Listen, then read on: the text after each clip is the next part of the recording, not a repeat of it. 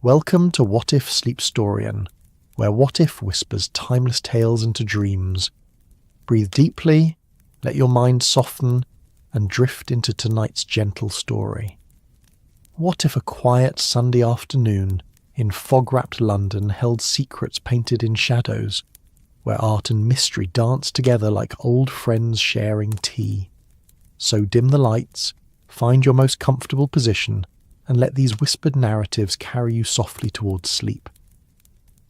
If this tale finds you drifting towards sleep's edge, let me know where in the world you're listening.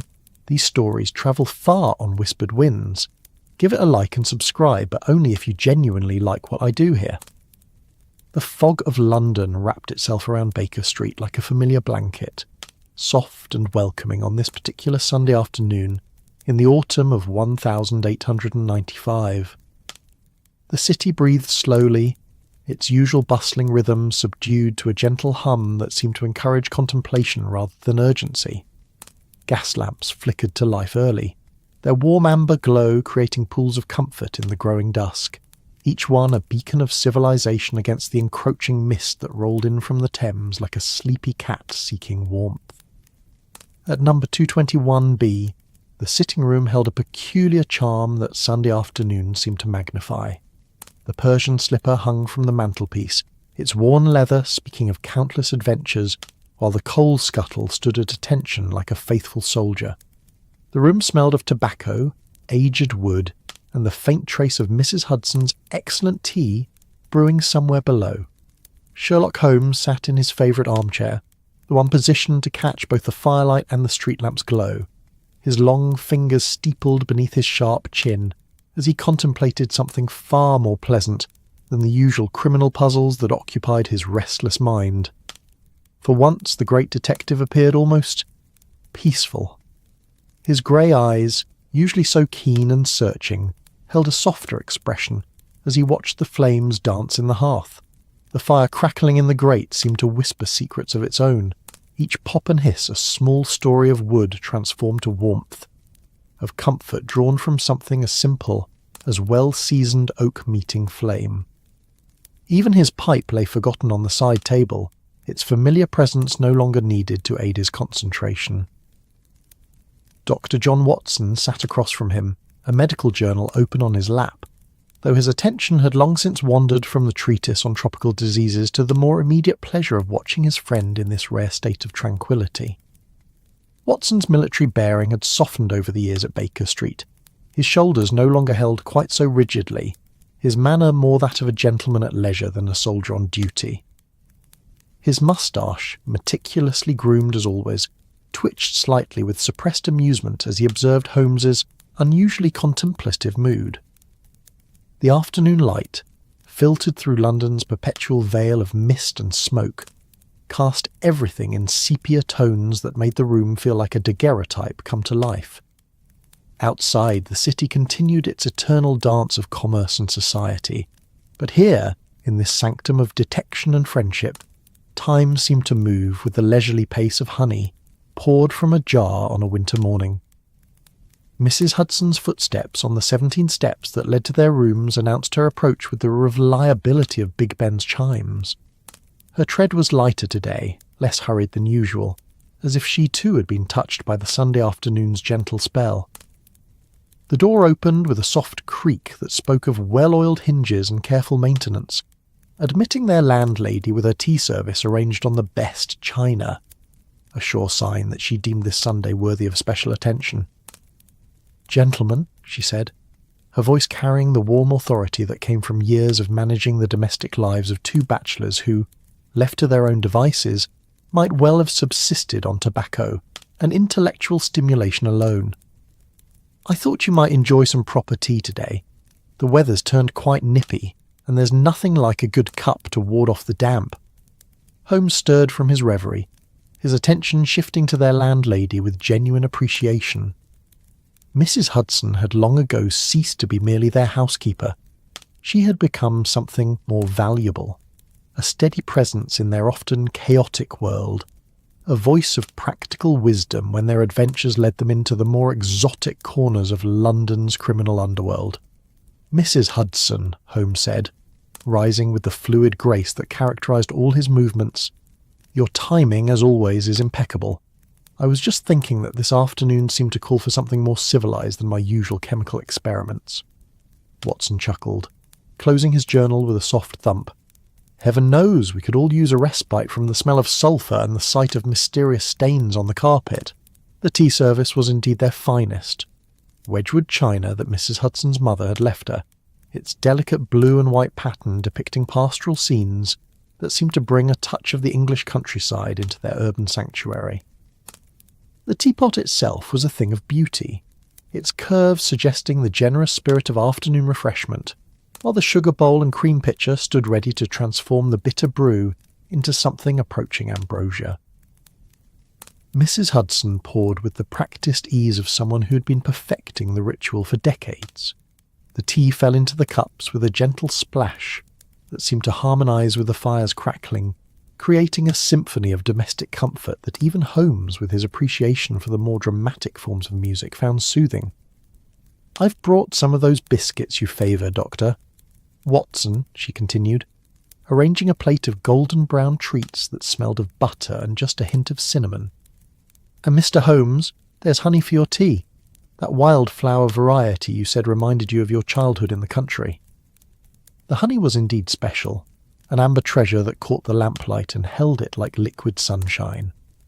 Holmes added a careful spoonful to his cup, watching as it dissolved into the dark tea, transforming it into something that tasted of meadows and summer afternoons, of a simpler time when his greatest concern had been which book to read beneath his grandmother's apple tree. They settled into their chairs with the satisfied sighs of men who had discovered an unexpected oasis of calm in their typically eventful lives. The conversation flowed as gently as the tea, touching on subjects far removed from crime and detection. Watson's latest medical journal, Holmes's thoughts on a violin concerto he'd heard the previous week, Mrs. Hudson's plans for her sister's visit next month. Outside, London continued its eternal dance of fog and gaslight, of hansoms clattering over cobblestones, and the distant whistle of trains carrying their human cargo to destinations unknown. But inside 221B Baker Street, the three friends existed in a bubble of contentment that seemed immune to the outside world's demands. Holmes found himself studying the play of light and shadow on the wallpaper, noting how the afternoon sun filtered through their lace curtains, created patterns that shifted and changed like living things. For once, his analytical mind was content to observe without cataloguing, to notice without deducing, to simply experience the moment without feeling compelled to solve its mysteries.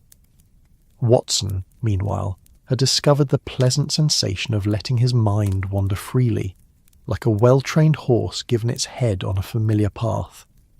His thoughts drifted from the warmth of the tea to the satisfaction of a case well concluded, from the comfort of their friendship to the gentle pride he felt in their small role in keeping London's citizens safe from the criminal element that prowled its darker corners. Mrs. Hudson, having served the tea to her satisfaction, had not immediately retreated to her own domain below. Instead, she had accepted Holmes's invitation to join them, settling into the remaining chair with the air of someone who knew she was welcome, but rarely had the opportunity to enjoy such leisure. Her presence completed the trio in a way that made the afternoon feel like a small celebration of the bonds that had grown between them over the years. "It's days like this," Watson mused, warming his hands around his teacup, "that make me grateful for the quiet moments between cases. Sometimes I think we rush from one mystery to another, without properly appreciating the peace in between." Holmes nodded thoughtfully, his gaze still fixed on the dancing flames. "There's wisdom in that, Watson. We spend so much time peering into the darkness of human nature that we sometimes forget to notice when the sun breaks through the clouds." Mrs. Hudson smiled at this uncharacteristic philosophy from her usually restless tenant. "Mr. Holmes, you sound almost contemplative today. Has someone been slipping poetry into your morning newspaper?" The detective laughed, a sound so rare that both Watson and Mrs. Hudson felt a small thrill of satisfaction at having evoked it. "Perhaps it's the weather, Mrs. Hudson, or perhaps it's the company. There's something to be said for spending an afternoon with people who know you well enough to appreciate your silences as much as your conversation. The fire settled in the grate with a soft whisper, sending up a shower of sparks that glowed briefly before disappearing up the chimney like tiny shooting stars carrying wishes to whatever gods presided over domestic tranquillity. The room seemed to exhale with satisfaction, as if the very walls were pleased with this departure from their usual routine of intense discussion and frantic preparation for the next adventure. Watson reached for another biscuit, noting how perfectly it complemented the tea's warmth and the afternoon's gentle mood. Mrs. Hudson's baking had always been exceptional, but today it seemed to have achieved a particular perfection, as if she had somehow infused the butter and flour with the very essence of comfort itself. The clock on the mantelpiece ticked with measured precision, marking the passage of time without any sense of urgency. Its steady rhythm had become part of the room's heartbeat, a constant that provided structure to their often unpredictable lives. Today, its ticking seemed less like the march of time and more like a lullaby, counting not minutes lost but moments gained. Holmes stretched his long legs toward the fire, his usually sharp features softened by the combination of warmth, tea, and companionship. For a man whose mind typically raced through problems at the speed of thought, this enforced tranquility was a gift he rarely allowed himself to accept. But Sunday afternoons, he was beginning to realize, had their own form of wisdom. They insisted on being experienced rather than analysed, savoured rather than solved.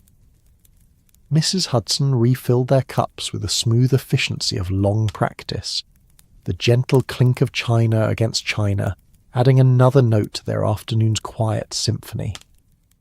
She had learned, over the years, to read the moods of her unusual tenants, and today she sensed something different, a willingness to simply exist in the moment rather than constantly preparing for the next challenge. "You know," she said, settling back into her chair, "I sometimes think this old house holds on to these peaceful moments like a miser hoards gold, as if it knows how rare they are and wants to keep them safe for when we need them most." Watson nodded approvingly. "Houses do seem to have their own personalities, don't they? 221B has certainly seen enough drama over the years to have developed quite a character." "Indeed," Holmes agreed, his voice thoughtful. "I sometimes think these walls have absorbed something of every case we've discussed here, every late-night vigil, every moment of triumph or disappointment. If they could speak, what stories would they tell?" The afternoon light continued its slow fade toward evening, the gas lamps outside beginning to compete more successfully with the dying sun. The fog had thickened, transforming Baker Street into something from a fairy tale, where familiar landmarks became mysterious and distant, where every shadow might hide an adventure and every pool of light promised sanctuary. Inside their sitting room, the three friends had achieved that rare state of perfect contentment that comes when expectation aligns with reality, when the present moment is exactly what it should be. The tea had cooled to the perfect temperature, the fire provided exactly the right amount of warmth, and the conversation flowed with the easy rhythm of people who had learned to appreciate each other's silences as much as their words. Holmes found his attention drawn to a painting on the far wall, a modest landscape that he had never really noticed before, despite having lived beneath its silent gaze for years. Today, however, something about the artist's treatment of a light and shadow seemed to resonate with his current mood. The painting depicted a country lane in autumn, with trees arching overhead to create a natural cathedral of gold and amber leaves. A small figure walked along the path, but whether approaching or departing was impossible to determine, perhaps deliberately so. "Watson," he said suddenly, his voice carrying a note of curiosity that made his friend look up expectantly. "Have you ever really looked at that painting? I mean, have I truly studied it?"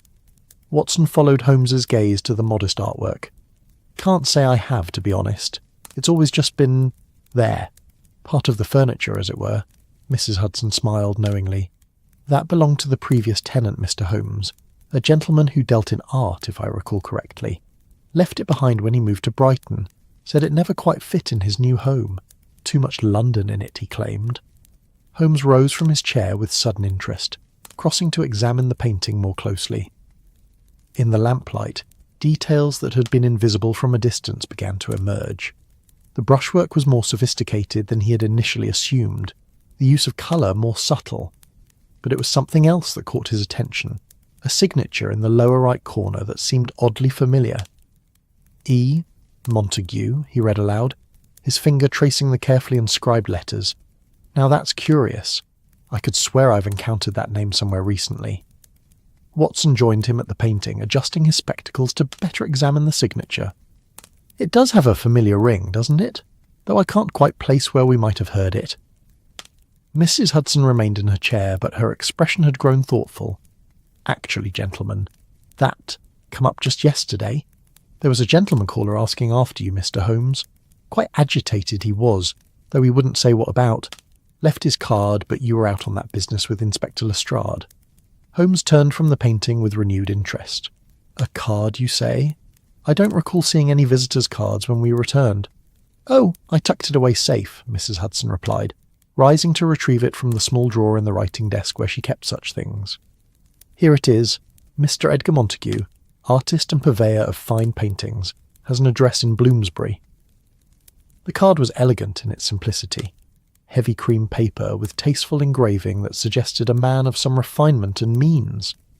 Holmes examined it with the same intensity he might have brought to a piece of evidence, noting the quality of the paper, the style of the typeface, the slight irregularity in the printing that suggested a smaller, more personal establishment rather than one of the large commercial firms. Did he mention what he wanted to discuss? Holmes asked, though his tone suggested he was already formulating theories. Mrs. Hudson shook her head. Only that he had the need for your particular talents. Said it was a matter that required discretion and someone with experience in unusual circumstances. Those were his exact words. Unusual circumstances, Watson chuckled. Well, we certainly have experience with those. I don't suppose he gave any hint as to the nature of these unusual circumstances. He seemed quite distracted, Mrs. Hudson recalled, settling back into her chair as she searched her memory. Kept looking over his shoulder, as if he expected to be followed. Mentioned something about his work being interfered with, but he wouldn't elaborate, insisting he must speak with Mr. Holmes personally. Holmes returned to his chair, but his earlier tranquillity had been replaced by the familiar spark of intellectual curiosity. The peaceful afternoon had taken on a new dimension, not ruined exactly, but transformed from simple relaxation into something more complex and intriguing. It's quite a coincidence, he mused, gesturing toward the painting, that we should be discussing Mr. Montague's artwork at the very moment we learn of his desire to engage our services. The universe, it seems, has a sense of timing. Watson resumed his seat as well, though he couldn't help but notice the change in his friend's demeanour. The contemplative philosopher of moments before was giving way to the analytical detective, like a sleeper stirring to wakefulness. Do you think there might be a connection? Between the painting and his visit, I mean? In my experience, Watson, coincidences are often anything but coincidental. Though I must admit the connection, if any, is not immediately apparent. Holmes picked up his teacup, finding that the brief interlude had allowed it to cool to the perfect temperature. Still, it does add an interesting dimension to what might otherwise be a straightforward consultation. Mrs. Hudson watched this transformation with the fond exasperation of someone who had witnessed it many times before. I do hope this doesn't mean an end to our pleasant afternoon, gentlemen. It's so rare to see you both properly relaxed. Holmes smiled reassuringly. Not at all, Mrs. Hudson. Whatever Mr. Montague's concerns may be, they can surely wait until tomorrow. Today belongs to tea, to friendship, and to the luxury of having nowhere more pressing to be than exactly where we are. But even as he spoke, his gaze kept returning to the painting on the wall, as if expecting it to reveal secrets that had remained hidden through years of casual observation. The country lane seemed somehow more mysterious now, the walking figure more purposeful, the play of light and shadow more deliberately crafted than mere artistic whimsy. Watson, recognizing the signs, attempted to redirect the conversation toward lighter matters. Perhaps we're overthinking things. After all, what could be amiss in the world of art? Surely painters face no greater challenges than mixing colours and finding proper lighting. Holmes raised an eyebrow at this assessment. My dear Watson, the art world can be every bit as treacherous as any criminal enterprise. Fortunes are made and lost on questions of authenticity, reputations built and destroyed by whispers of forgery. Artists compete not just for recognition, but for survival itself, and desperate people, as we well know, are capable of remarkable creativity when it comes to solving their problems. Mrs. Hudson nodded knowingly. Oh yes, I've heard stories about that world. My sister's neighbour once bought what she thought was a genuine Turner, only to discover it was painted by a very talented forger who specialised in copying the master's technique. Cost her nearly everything she had. Exactly, Holmes continued, warming to the subject despite his earlier promise to leave detection, aside for the afternoon. And that's merely the financial aspect. Consider the emotional investment. An artist pours their soul into their work, only to have it dismissed by critics who may lack the vision to appreciate innovation. Or worse, to have it succeed but see the credit go to someone else. Watson sipped his tea thoughtfully. You make it sound rather like a battlefield, where the weapons are brushes and the ammunition is pigment. In many ways, that's precisely what it is. Though I must say the casualties are usually confined to damaged egos and wounded pride rather than anything more permanent. Holmes paused, then smiled. Though I do recall a case some years ago involving a sculptor who became so enraged by a negative review that he challenged the critic to a duel. Fortunately, cooler heads prevailed. The fire settled again in the grate, drawing their attention back to the immediate comfort of their surroundings. Outside, the fog had thickened further, transforming the familiar sounds of Baker Street into something more mysterious and distant. The clip-clop of horses' hooves seemed muffled, as if the animals were walking on clouds rather than cobblestones, while the occasional call of a street vendor carried a haunting quality that spoke of voices emerging from another world. Mrs. Hudson rose to light the additional lamps around the room, her movements efficient but unhurried. The warm glow expanded their circle of comfort, pushing back the encroaching darkness and creating an even more intimate atmosphere. The lamplight caught the edges of their teacups, the folds of the curtains, the leather bindings of the books that lined the walls, turning everything it touched into something precious and worthy of attention. You know, Watson said, settling deeper into his chair, there's something to be said for fog like this. It forces the world to slow down, to become more thoughtful about its movements. People walk more carefully, speak more quietly, as if afraid to disturb the peace it brings.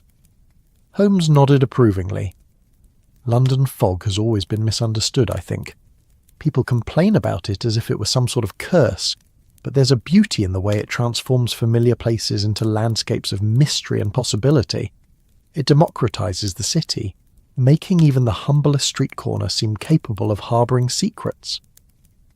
And it makes evenings like this all the more precious, Mrs. Hudson added, returning to her chair with a satisfied expression. Nothing quite like the feeling of being warm and dry inside while the world outside wraps itself in mist and shadow.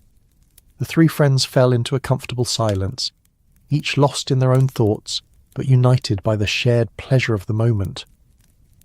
The clock continued its steady ticking, the fire whispered its ancient songs, and the fog pressed gently against their windows like a friend seeking shelter from the cold.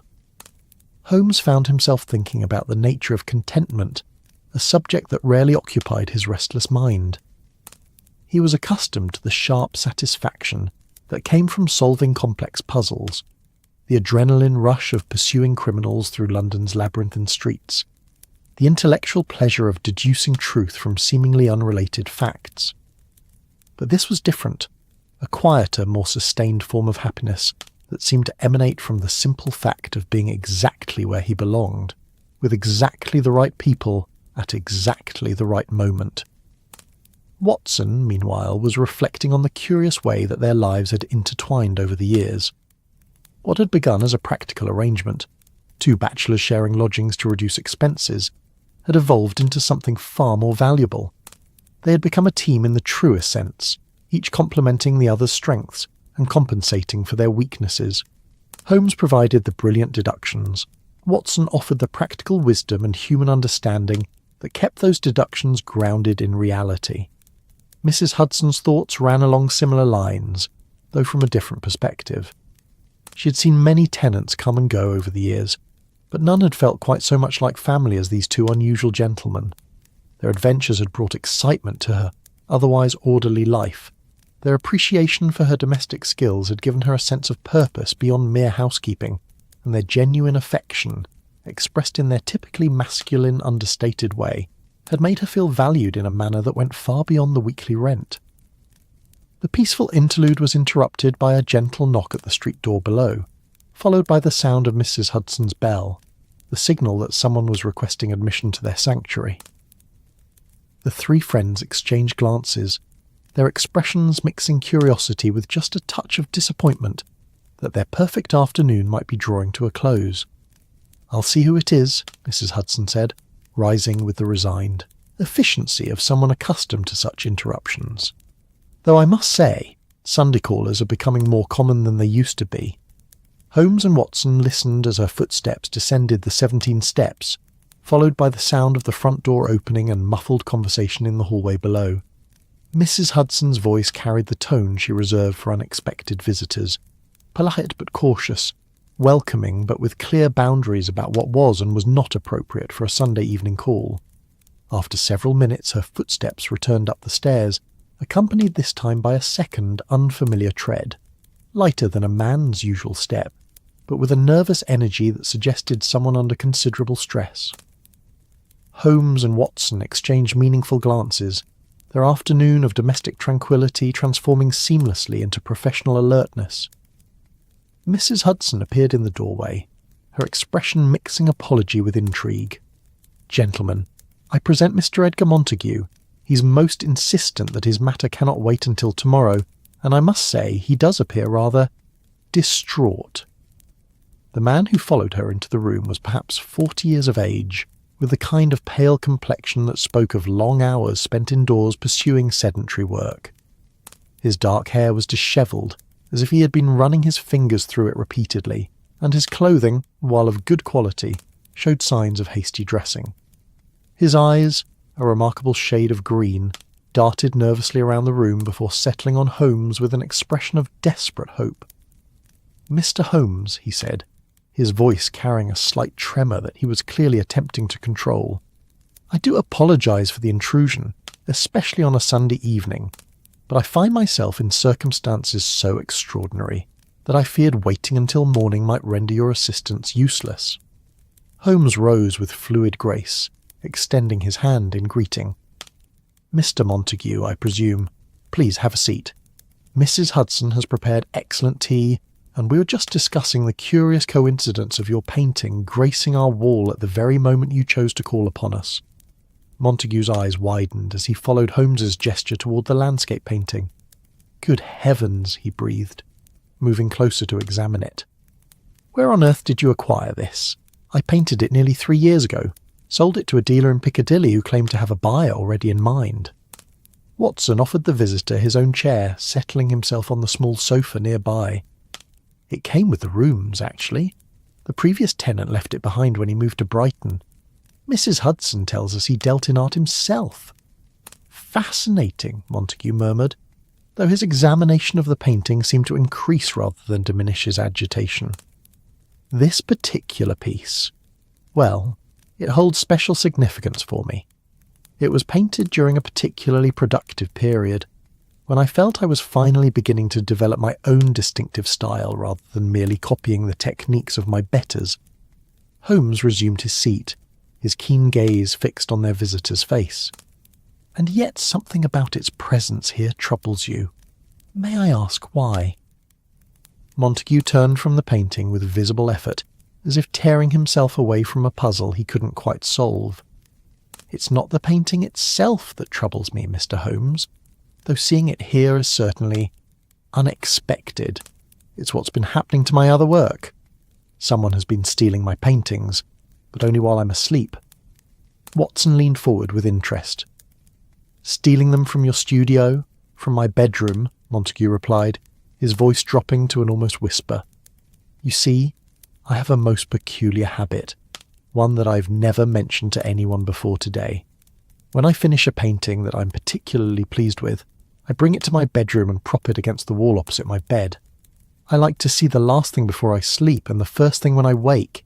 It's a private ritual that gives me considerable satisfaction."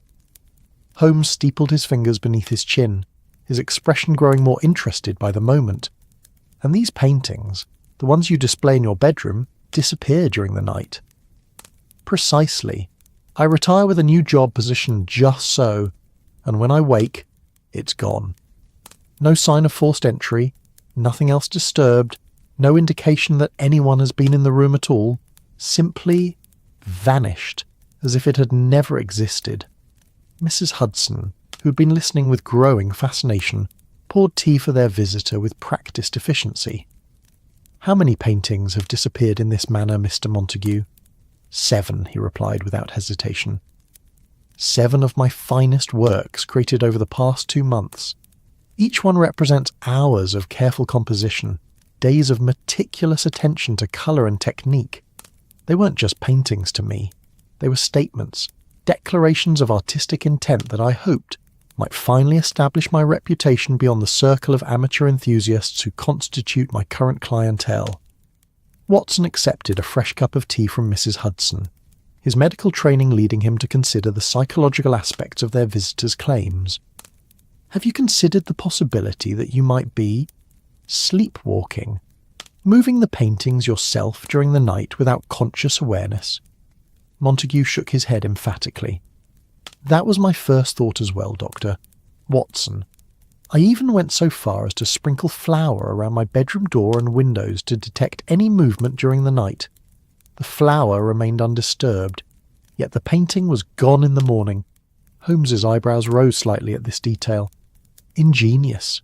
And you're certain the flour would have shown any disturbance?" "Absolutely.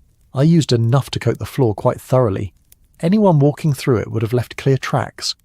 But there were none, not even from my own movements the previous evening."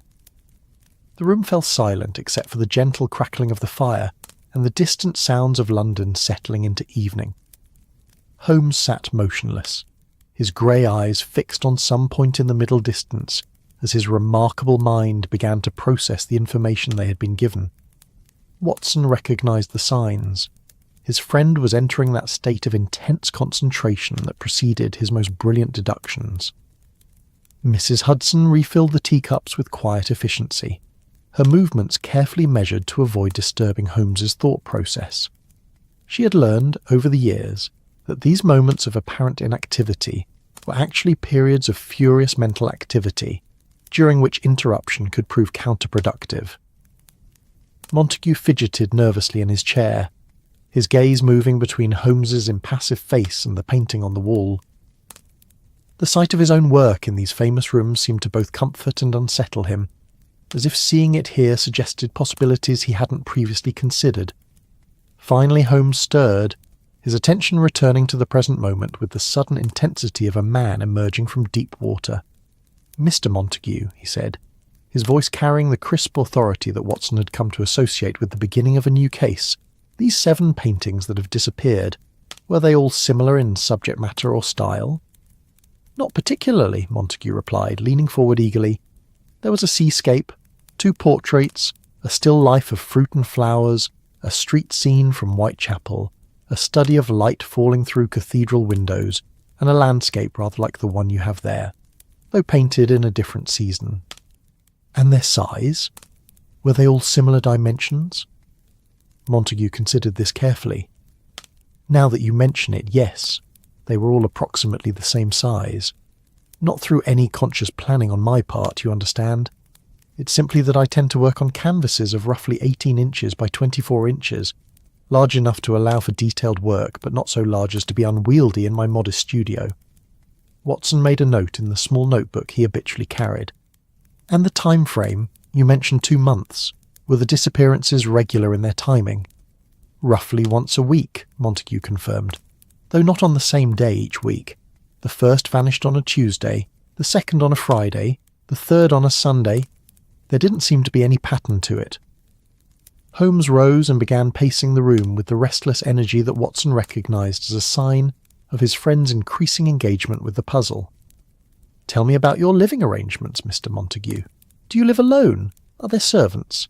Other residents in the building who might have access to your rooms?" "I rent the top floor of a house in Bloomsbury," Montague explained. "The landlord, Mr. Pemberton, lives on the ground floor with his wife and daughter. There's another tenant, a clerk in a banking house, who occupies the first floor. We each have our own entrance, though we share the main stairway.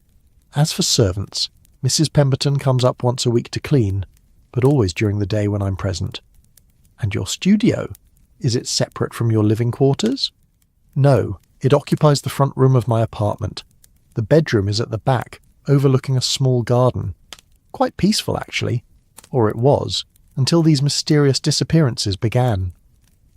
Holmes paused in his pacing to examine the painting once more, his sharp eyes taking in details that would escape most observers. "This work that hangs here, when you painted it, did you follow your usual ritual? Display it in your bedroom before offering it for sale?" Montague's expression grew thoughtful. "You know, I believe I did. Yes, I remember now. I was particularly pleased with the way the light fell across the path, and I wanted to study it at leisure, but it didn't disappear like the others. After a week or so, I took it to Hartwell's gallery in Piccadilly, where I had an arrangement to display my work." "Hartwell's," Holmes repeated, filing the name away for future reference. "And the proprietor? What can you tell me about him?" "Sebastian Hartwell, a gentleman of perhaps 50 years, well connected in artistic circles. He takes a commission on sales, of course, but his connections have proved valuable in establishing my reputation. At least they were until recently." Watson looked up from his notebook. "Has something changed in your relationship with Mr. Hartwell?" Montague's expression darkened. "He's been distant lately, evasive, one might say. When I inquire about potential sales or commissions, he gives vague answers and changes the subject. I've begun to wonder if he's lost confidence in my work, though he won't say so directly." The fire settled in the grate with a soft whisper, sending up a shower of sparks that glowed briefly before disappearing. The room had grown darker as they talked, the fog outside having thickened to the point where the gas lamps appeared as mere halos of diffused light floating in a sea of grey mist. Mrs. Hudson rose to light additional lamps, her movements creating comfortable domestic sounds that provided a counterpoint to the increasingly mysterious story unfolding in their sitting room. The extra illumination revealed the tension in Montague's face, the careful way he controlled his movements, the slight tremor in his hands as he lifted his teacup. Holmes returned to his chair, his grey eyes fixed on their visitor with the intensity of a naturalist studying a particularly interesting specimen. "Mr. Montague, I must ask you to consider a rather delicate question. Is it possible that someone close to you, someone with access to your rooms, might have reason to wish you ill? A rival artist, perhaps, or someone who stands to benefit from the disappearance of your work?" Montague considered this carefully before shaking his head. "I can't think of anyone who would go to such lengths. My circle of acquaintances is quite limited. Other artists, mostly, who are struggling with the same challenges I face. We're more likely to commiserate with each other than to engage in sabotage." "Nevertheless," Holmes continued, "someone is taking your paintings, and they're doing so with remarkable skill.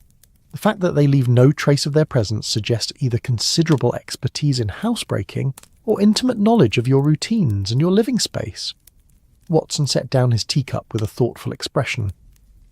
"Holmes, there's something about this case that reminds me of those locked room mysteries we've encountered before. The absence of any sign of entry or exit, the precision with which only specific items are taken. Indeed, Watson, though in this instance, we're dealing with something potentially more complex than a simple locked room. We have a thief who apparently possesses the ability to move through space without leaving traces, rather like a ghost, one might say." Montague shifted uncomfortably in his chair. "You don't seriously believe in supernatural explanations, do you, Mr. Holmes? I may be an artist, but I'm also a rational man. There must be some logical explanation for what's happening." Holmes smiled reassuringly. "Fear not, Mr. Montague. In my experience, the most apparently supernatural mysteries invariably yield to rigorous analysis and careful observation.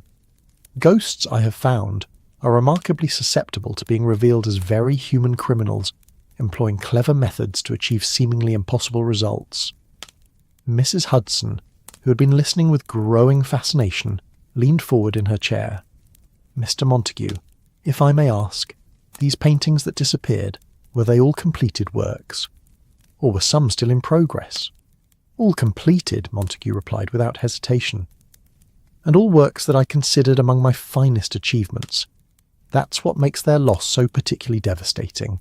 These weren't practice pieces or experiments, but paintings I had hoped might finally establish my reputation as a serious artist. Holmes exchanged a meaningful glance with Watson. Interesting. So our thief has excellent taste in art, or at least the ability to distinguish between your better and lesser works. This suggests someone with considerable knowledge of artistic technique and composition, or someone who's been watching me closely enough to know which paintings I value most highly, Montague added darkly. The thought that someone has been observing my private rituals, studying my habits, it's deeply unsettling. The fog outside had grown so thick that the street lamps were barely visible as dim yellow glows, like fireflies suspended in grey wool. The sounds of London had become muffled and distant, transforming their familiar urban environment into something mysterious and other-worldly.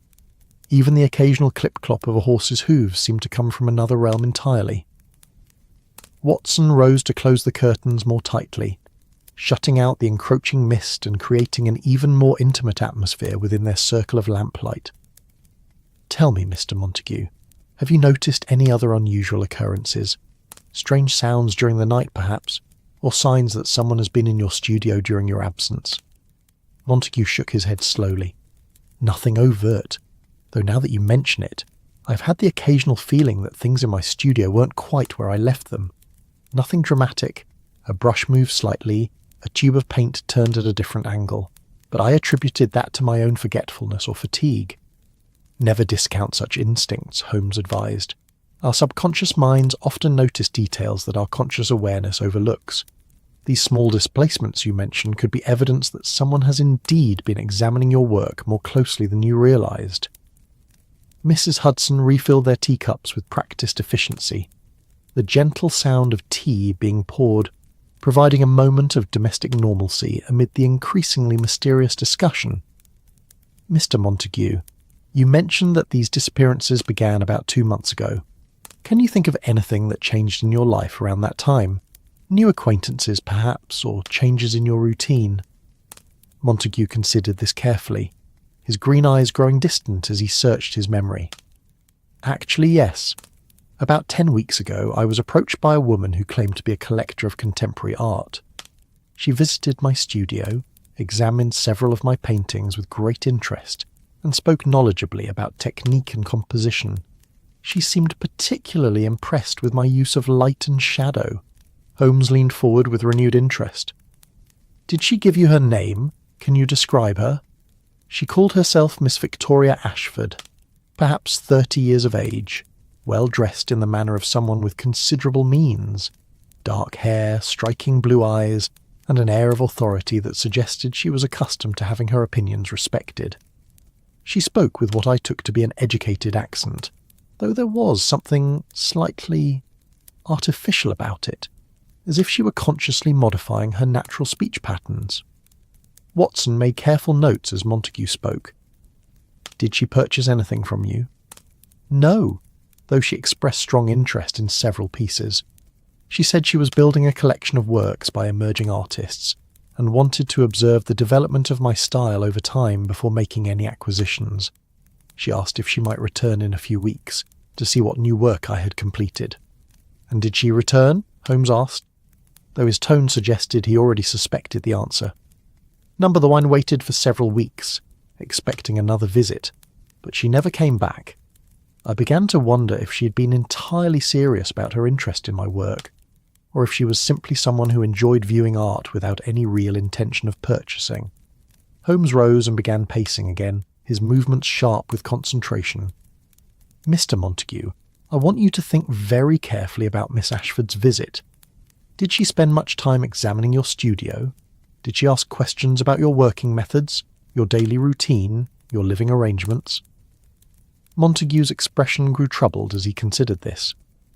"Now that you mention it, she did seem unusually interested in the practical aspects of my work. She asked about my preferred hours for painting, whether I worked better in natural or artificial light, how I stored my completed pieces. I thought it was merely the curiosity of someone genuinely interested in the artistic process." "But she also asked about your personal habits," Watson prompted gently. "She did seem interested in my ritual with the bedroom paintings. I mentioned it in passing, thinking it might amuse her. The notion of an artist so devoted to his work that he literally sleeps with his paintings. She laughed at the time, but now I wonder." Holmes stopped his pacing abruptly, his grey eyes bright with the intensity that Watson recognised as a sign that pieces of the puzzle were beginning to fall into place. "Mr. Montague, this Miss Ashford, did she examine your paintings closely? Close enough to memorise their details, their composition, their particular characteristics?" "Extraordinarily closely. She had a small magnifying glass that she used to study my brushwork, and she made several sketches in a notebook she carried. I was flattered by such close attention to my technique." Mrs. Hudson set down her teacup with a slight clink that seemed to punctuate the significance of this revelation.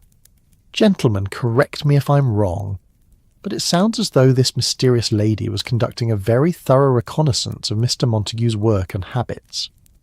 "Precisely, Mrs. Hudson," Holmes agreed, "and I suspect that Miss Victoria Ashford, if indeed that is her real name, may hold the key to solving the mystery of the vanishing paintings." The fire crackled gently in the grate, sending dancing shadows across the room that seemed to mirror the growing complexity of the case. Outside, London had settled into the deep quiet that fog brings to even the busiest city, muffling sound and slowing movement, until the entire metropolis seemed to be holding its breath. Montague leaned back in his chair, his face a mixture of relief and apprehension. "Do you really think she might be responsible? But how could she possibly enter my room without leaving any trace? And why would she want my paintings? They're good work, I believe, but hardly valuable enough to justify such elaborate theft." "Ah," Holmes said, his voice carrying a note of satisfaction, "but that assumes her interest is purely monetary. Consider the possibility that her motives might be more complex and more personal than simple theft for profit." Watson looked up from his notebook. "You're thinking of forgery, aren't you? Someone who studies an artist's work closely enough to reproduce it convincingly." "Among other possibilities, yes, though there are aspects of this case that suggest something even more intriguing might be at work." Holmes returned to his chair, his expression thoughtful. "Tell me, Mr. Montague, have you heard anything about your missing paintings since they disappeared? Have any works similar to yours appeared on the market? Have you encountered anyone who seemed to know details about paintings they shouldn't have seen?" Montague shook his head. "Nothing like that. It's as if they simply vanished from existence entirely. I've checked with the galleries I know, asked other artists if they've seen anything similar. Nothing." "Which brings us to a fascinating question," Holmes mused. "If the paintings aren't being sold, and if they're not being displayed, what is their ultimate purpose? Why go to such elaborate lengths to acquire works that then seem to disappear completely?" Mrs. Hudson rose to tend the fire, adding fresh coal with movements that spoke of long practice. The flames leapt higher, casting renewed warmth and light throughout the room. "Perhaps," she suggested quietly, "the paintings themselves aren't the real prize. Perhaps they're being used for some other purpose entirely." Holmes nodded approvingly. "An excellent observation, Mrs. Hudson. In my experience, when valuable objects are stolen but don't reappear in the usual channels of criminal commerce, it often means they're serving some purpose other than their obvious one." The clock on the mantelpiece chimed the hour, its clear notes providing a moment of crystalline normalcy in what had become an increasingly puzzling discussion. The sound seemed to remind them all that time was passing, that the comfortable Sunday afternoon had given way to evening, and that the mystery they were discussing was not merely an intellectual exercise but a genuine threat to their visitor's livelihood and peace of mind. Watson closed his notebook and set it aside. "Mr. Montague, I think it would be wise for you to take certain precautions while Mr. Holmes investigates this matter. Perhaps you might consider varying your routines, or even temporarily staying elsewhere if possible. Montague looked alarmed at this suggestion. Leave my studio? But that's impossible. I have commissions to complete, deadlines to meet. My entire life is centred around that space. Not permanently, Holmes assured him, but perhaps a few nights elsewhere while we are certain. Plans in motion. You see, I have an idea that might help us identify our mysterious thief, but it will require your cooperation and a degree of calculated risk. The fog pressed against their windows like a living thing, transforming the familiar sounds of London into something mysterious and otherworldly. Even the gas lamps seemed dimmer tonight. Their light diffused and softened until they appeared more like suggestions of illumination than actual sources of brightness. What sort of plan? Montague asked, though his tone suggested he was both eager to resolve the mystery and apprehensive about what Holmes might propose. Holmes steepled his fingers beneath his chin, his grey eyes fixed on some point in the middle distance as he considered his approach.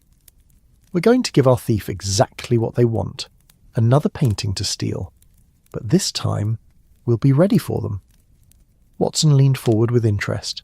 A trap? Precisely, but a trap so carefully constructed that our quarry won't suspect its nature until it's far too late to escape. Holmes turned his attention back to Montague. How long does it typically take you to complete a painting of the type that's been disappearing? Depending on the complexity of the composition, anywhere from 3 to 5 days of concentrated work, Montague replied, though I could certainly work faster if necessary. Excellent. Then here's what I propose. Holmes outlined his plan with the precision of a military strategist, his voice carrying the quiet confidence that had solved dozens of seemingly impossible cases over the years. As he spoke, the fog outside seemed to thicken further, wrapping Baker Street in a cocoon of mist that made their lamplit sitting room feel like the only solid reality in an increasingly uncertain world. But within that circle of warmth and light, 3 of London's most perceptive minds were beginning to weave a web that would soon ensnare one of the city's most elusive criminals. The plan Holmes outlined was elegant in its simplicity. Montague would return to his studio and begin work on a new painting, something particularly striking that would be certain to attract the thief's attention. He would follow his usual ritual of displaying the finished work in his bedroom, but this time the room would not be as unguarded as it appeared. Watson and I will take turns maintaining surveillance from a hidden position, Holmes explained. The building across the street has several unoccupied rooms that overlook your apartment. With the landlord's cooperation and a modest financial incentive, we should be able to establish an observation post that will allow us to monitor any nocturnal visitors. Montague nodded slowly, though his expression remained troubled. And if the thief doesn't attempt to take this new painting, if they've somehow detected that it's a trap, then we'll know we're dealing with someone even more sophisticated than I initially suspected, Holmes replied. But I believe our mysterious Miss Ashford, or whoever is behind these thefts, has grown confident through success. Confidence, in my experience, often leads to carelessness. Mrs. Hudson had been listening to this discussion with growing concern. Mr. Holmes, you're not seriously planning to spend nights crouching in empty buildings watching for art thieves? At your age, in this weather? Holmes smiled at her maternal concern. Mrs. Hudson, I assure you that Watson and I have endured far worse conditions in pursuit of justice. Besides, a few nights of discomfort will be a small price to pay for solving such an intriguing puzzle. Watson chuckled. Actually, Mrs. Hudson, I suspect Holmes is looking forward to it.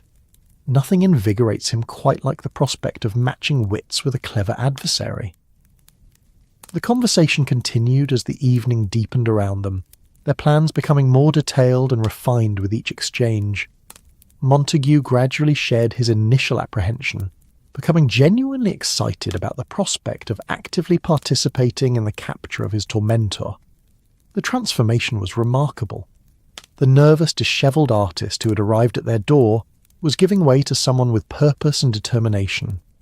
As they discussed the finer points of their strategy, the fog outside began to show signs of lifting slightly, though it remained thick enough to muffle sound and obscure vision.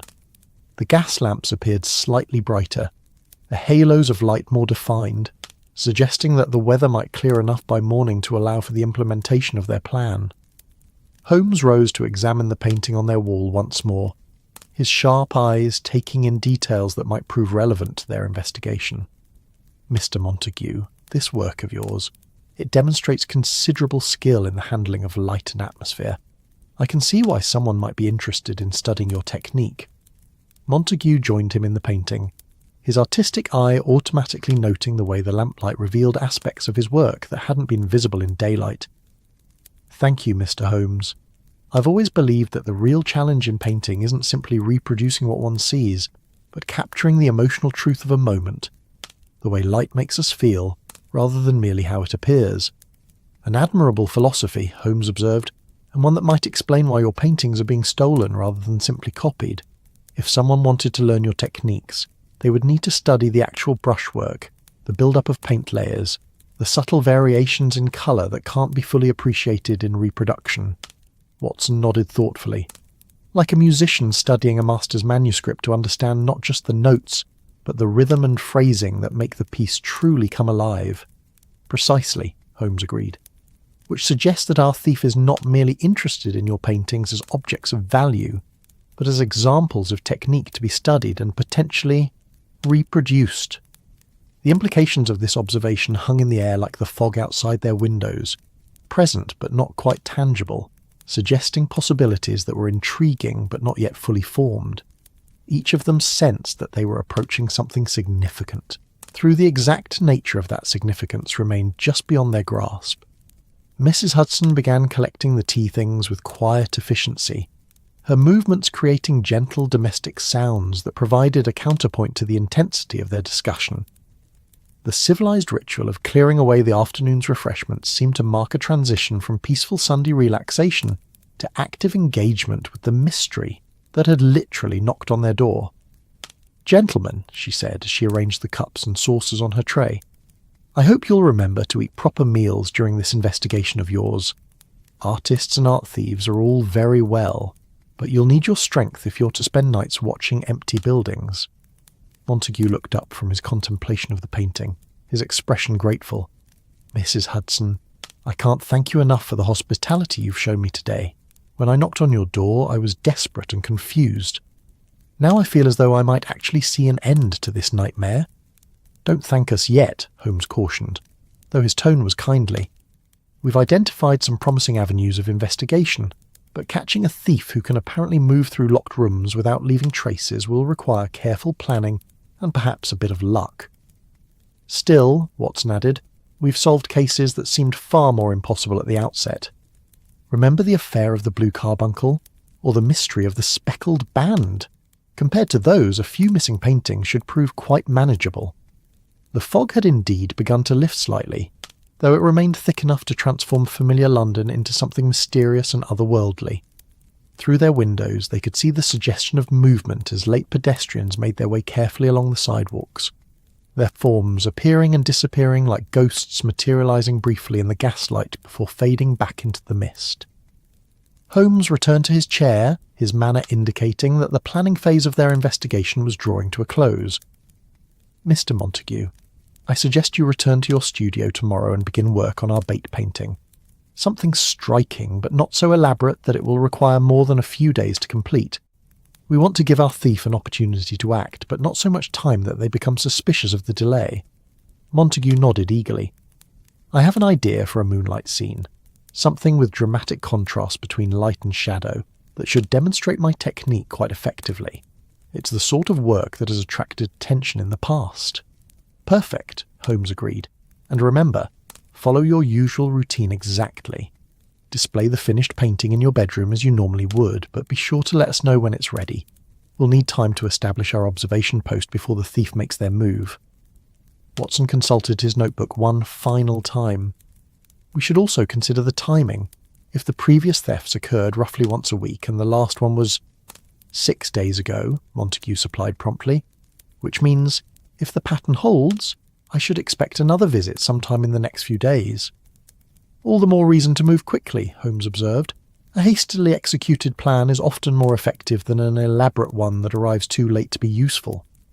The clock chimed again, marking another quarter-hour's passage, and reminding them that the evening was advancing toward night. Outside, the fog continued its slow retreat, though it remained thick enough to maintain the sense of mystery and isolation that had characterized their entire discussion. Mrs. Hudson finished arranging her tea service and paused at the door. "Will you gentlemen be requiring anything else this evening? Perhaps a light supper before Mr. Montague braves the fog on his way home?" Holmes looked inquiringly at their visitor, who shook his head with obvious reluctance. "Thank you, but I should return to my studio. I'm eager to begin work on our trap painting, and I find I often have my best ideas in the evening hours when the city grows quiet." "Then we'll see you tomorrow evening," Watson said, rising to shake Montague's hand. "Send word as soon as the painting is ready, and we'll begin our surveillance immediately." As their visitor prepared to leave, gathering his coat and hat from the stand near the door, Holmes made one final observation that would prove more significant than any of them realized at the time. "Mr. Montague," he said quietly, "be very careful over the next few days. If our theories are correct, you're dealing with someone who's been watching you closely and who has invested considerable time and effort in learning your habits.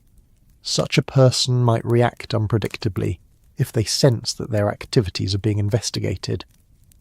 Montague paused in the doorway, his hand on the door handle. "Do you really think I'm in danger, Mr. Holmes?" "Probably not, Holmes," replied reassuringly, "but prudence costs nothing, and overconfidence has been the downfall of many otherwise successful criminals. Stay alert, vary your routine slightly, and trust your instincts if anything seems amiss." With that sobering advice, Edgar Montague disappeared into the fog-wrapped night, his footsteps echoing briefly on the stairs before being swallowed by the muffled sounds of London settling into evening. Holmes, Watson, and Mrs. Hudson were left alone in their sitting room, surrounded by the comfortable debris of their disrupted Sunday afternoon and the growing excitement of a new case. "Well, gentlemen," Mrs. Hudson said as she prepared to carry the tea things downstairs, "I do hope this adventure of yours proves less dangerous than some of your previous investigations. I've grown quite fond of having you both in one piece." Holmes smiled at her concern. "I suspect this will prove to be one of our more civilized cases, Mrs. Hudson. Art thieves, in my experience, tend to favour subtlety over violence." "Nevertheless," Watson added, "we'll take all necessary precautions. After all, someone who can enter locked rooms without leaving traces is clearly more resourceful than the average criminal."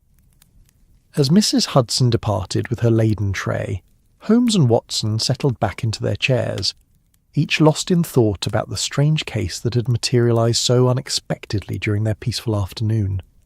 The fire continued its gentle crackling, the gas lamps cast their warm glow throughout the room, and outside London slowly emerged from its cocoon of fog like a sleeper gradually awakening to consciousness.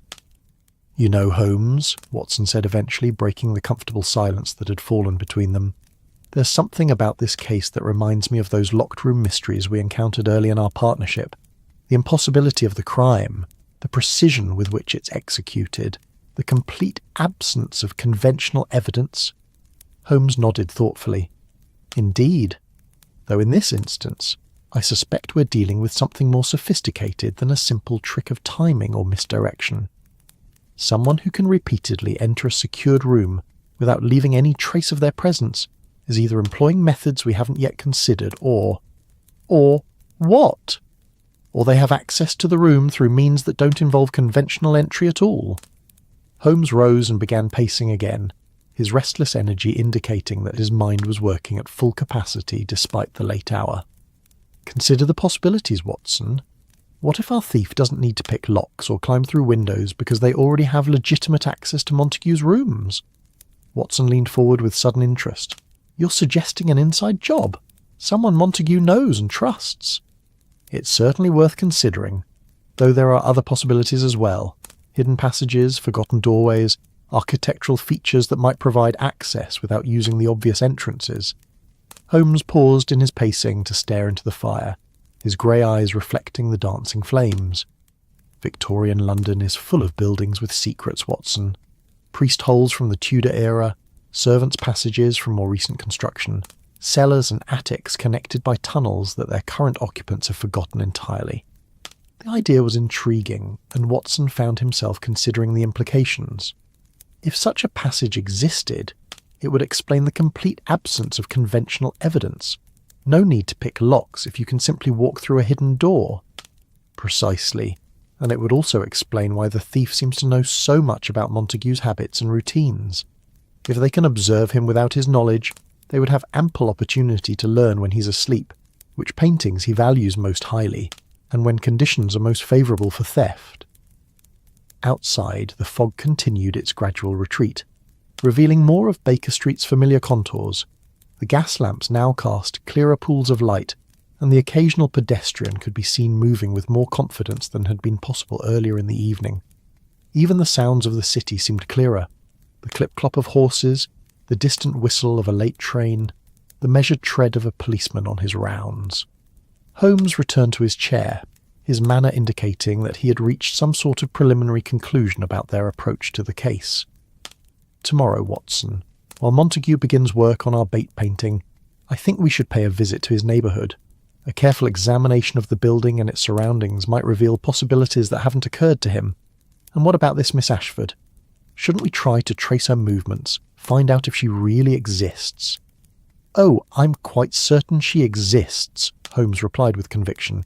"The question is whether Victoria Ashford is her real name, and whether her interest in Montague's work is purely professional or has some more personal motivation." Watson consulted his notebook once more. Montague described her as well-dressed and knowledgeable about art. If she's building a collection, there should be records, galleries she's visited, dealers she's consulted, other artists she's approached. An excellent point. We'll make inquiries at the major galleries tomorrow, starting with Hartwell's establishment where Montague has his arrangement. Sebastian Hartwell might have information about other collectors in the market, especially ones who seem particularly interested in contemporary work. The fire settled in the grate with a soft whisper, sending up a brief shower of sparks that glowed briefly before disappearing up the chimney. The room seemed to exhale with satisfaction, as if their plans had given it reason for contentment. Even the fog outside appeared to be lifting with renewed purpose, as if eager to clear the way for the investigation that would begin with tomorrow's dawn. "You know, Holmes," Watson said, suppressing a yawn, "when Montague first arrived tonight, I thought we might be dealing with a simple case of theft. Unpleasant for him, certainly, but hardly the sort of puzzle that would engage your full attention. Now I find myself wondering if we're approaching something far more complex." "Indeed," Holmes agreed, his own voice showing signs of the lateness of the hour. "The theft of the paintings may be merely the visible surface of something much deeper. After all, why go to such elaborate lengths to steal works that have no established market value? Unless, of course, the value lies not in the paintings themselves, but in what they represent." Watson considered this cryptic observation as he prepared to retire for the evening. Outside, London continued its slow emergence from the fog, like a great beast stirring to wakefulness after a long sleep. Tomorrow would bring new discoveries, new questions, and perhaps some answers to the mystery that had so unexpectedly interrupted their peaceful Sunday afternoon. As they prepared to separate for the night, each lost in thought about the strange case that had materialized at their door, neither Holmes nor Watson could have predicted that the investigation they were planning would lead them into one of the most unusual and personally revealing adventures of their long partnership. The theft of Edgar Montague's paintings was indeed merely the surface of something much deeper, a web of artistic ambition, personal rivalry, and carefully concealed deception that would challenge even Holmes's remarkable powers of deduction. But for now, as the fog finally began to lift from Baker Street in London, prepared to settle into the deep quiet of Sunday night, they had plans to make and a trap to set. Tomorrow would be soon enough to discover what new mysteries awaited them in the gaslit streets and fog-wrapped buildings of their beloved city. The clock chimed midnight as Holmes finally extinguished the lamps and banked the fire for the night. Outside, Baker Street lay revealed in the clear light of a crescent moon, its familiar contours restored after the evening's mysterious transformation. The fog had not disappeared entirely, Wisps of mist still clung to the corners of buildings and drifted between the gas lamps like ghosts reluctant to abandon their nocturnal wanderings. But the dense blanket that had enveloped the city was lifting, promising clearer weather for the investigation that would begin with the morning light. In his bedroom, Watson made his final notes of the evening, recording not just the facts of Montague's story but his own impressions of their unusual visitor. There had been something about the artist's manner, a nervous energy that suggested more than simple anxiety about his missing paintings. Watson's medical training had taught him to notice such subtleties, and he found himself wondering if there might be aspects of the case that Montague hadn't shared with them. Meanwhile, Holmes lay awake in his own room, his restless mind turning over the various elements of the puzzle they had encountered. The theft of the paintings was certainly intriguing, but it was the method that truly captured his imagination. Someone who could enter locked rooms repeatedly without leaving any trace was either employing techniques of remarkable sophistication, or they possessed knowledge that gave them advantages Montague didn't suspect. As London settled into the deep quiet that comes in the hours before dawn, the city seemed to hold its breath in anticipation of what the new day might bring. In Bloomsbury, Edgar Montague worked by lamplight in his studio, his brushes moving with unusual urgency as he began the painting that would serve as bait for their mysterious thief.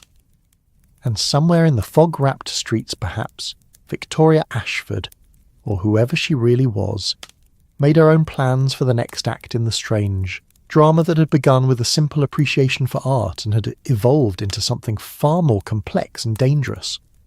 The investigation was about to begin in earnest, and none of them could have predicted where it would ultimately lead.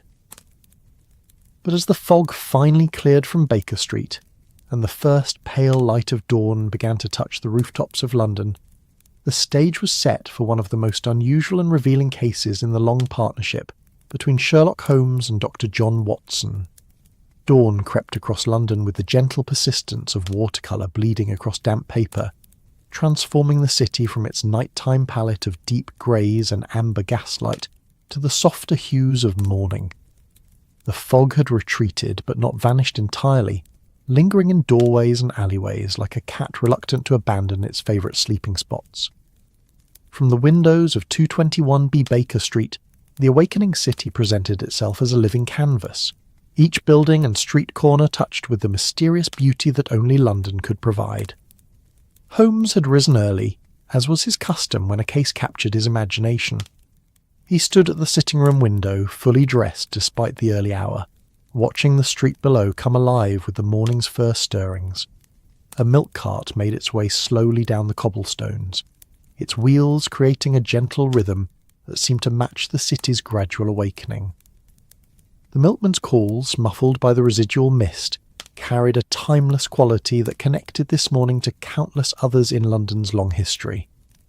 Watson emerged from his bedroom to find his friend already deep in contemplation, his sharp profile silhouetted against the grey morning light.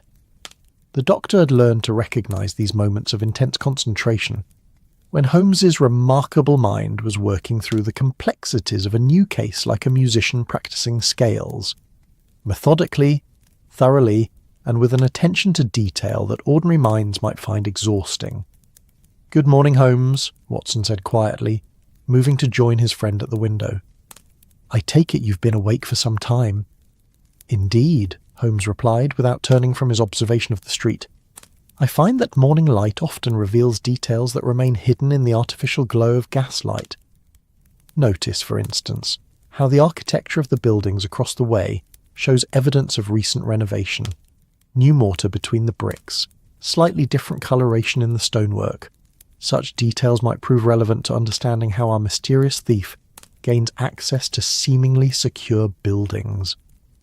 Watson followed his friend's gaze, noting the subtle signs that Holmes had identified. It was a perfect example of the detective's extraordinary ability to extract meaningful information from what others might dismiss as mere background detail.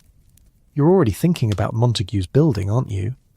"Among other things, yes. I've been considering the various methods by which someone might enter a locked room repeatedly without detection.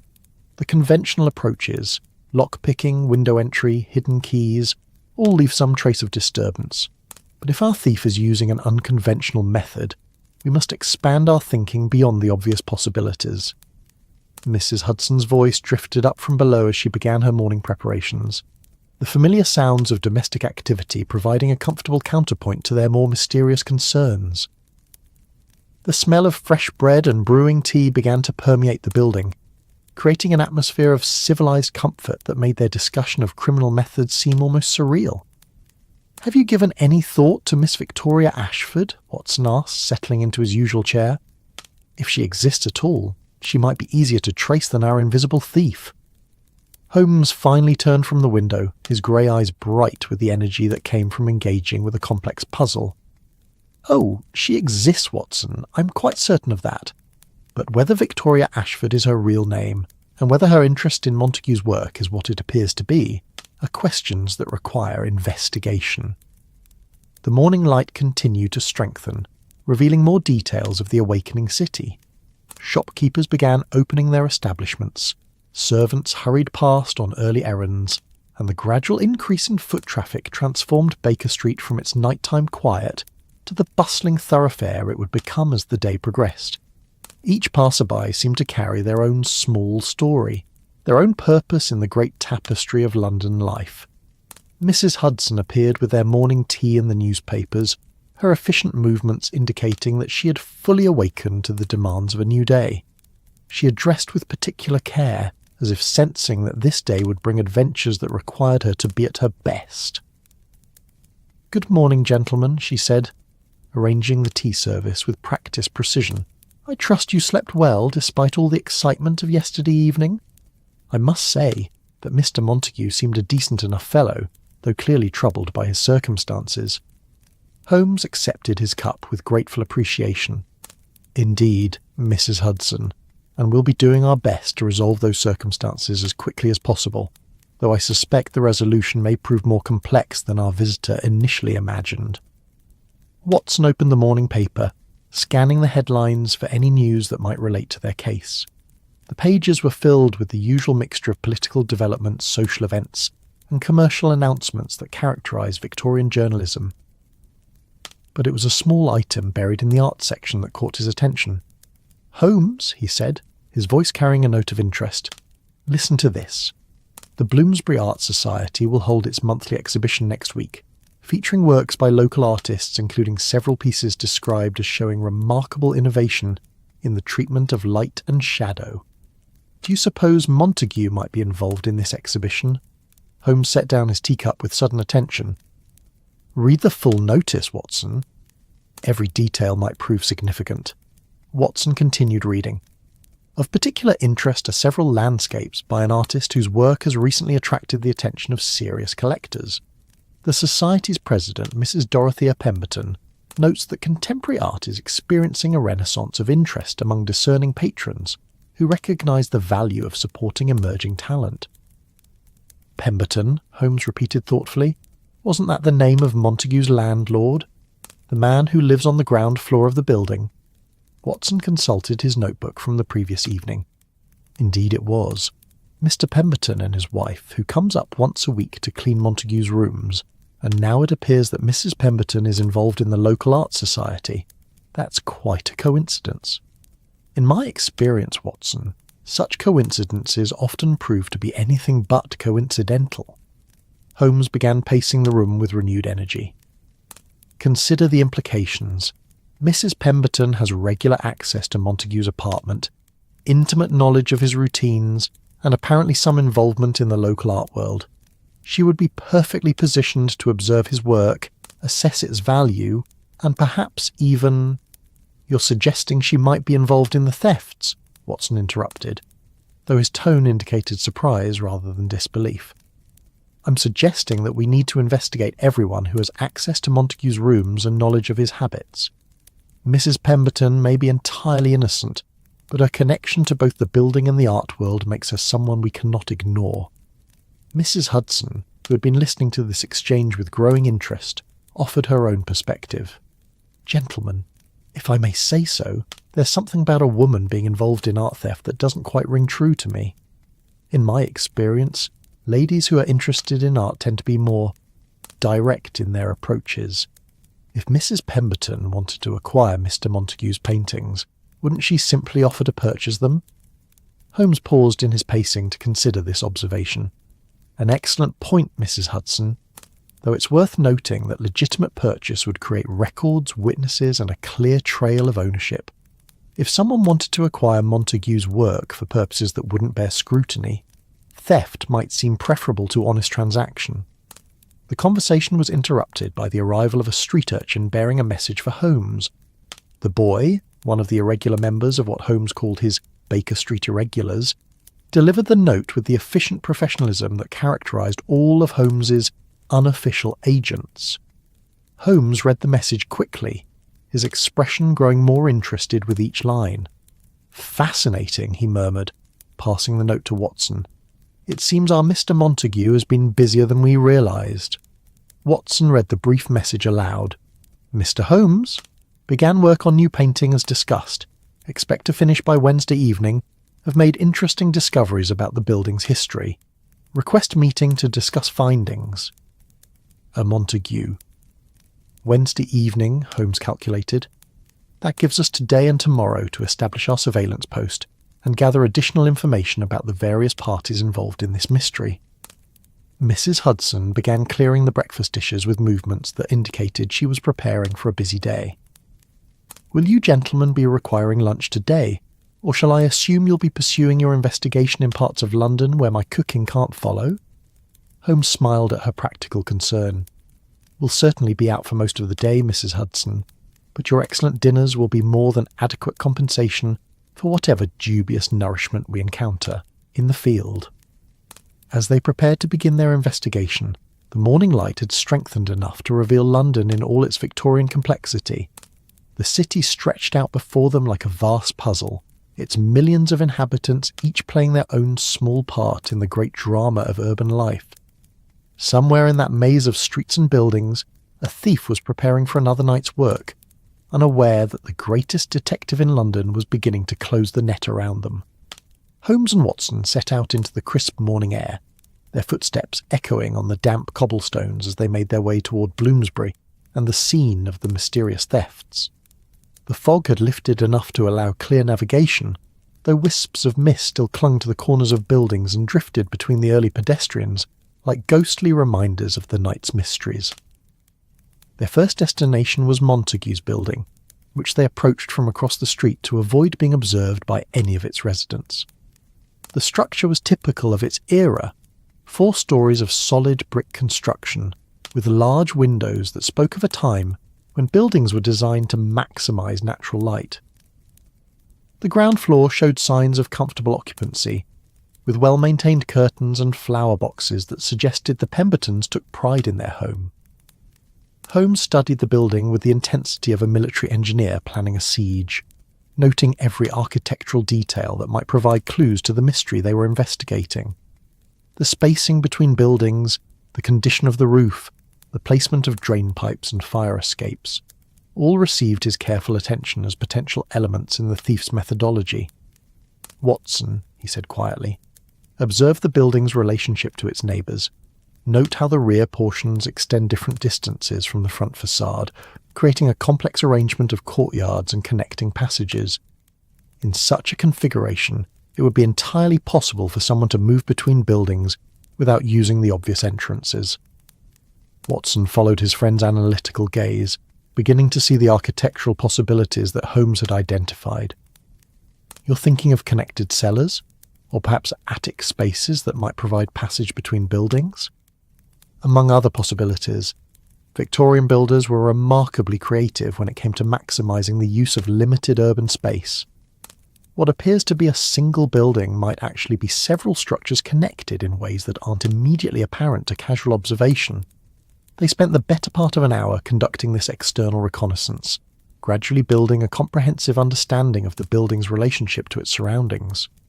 Holmes made careful sketches in his notebook, recording details that might prove significant when they began their active surveillance.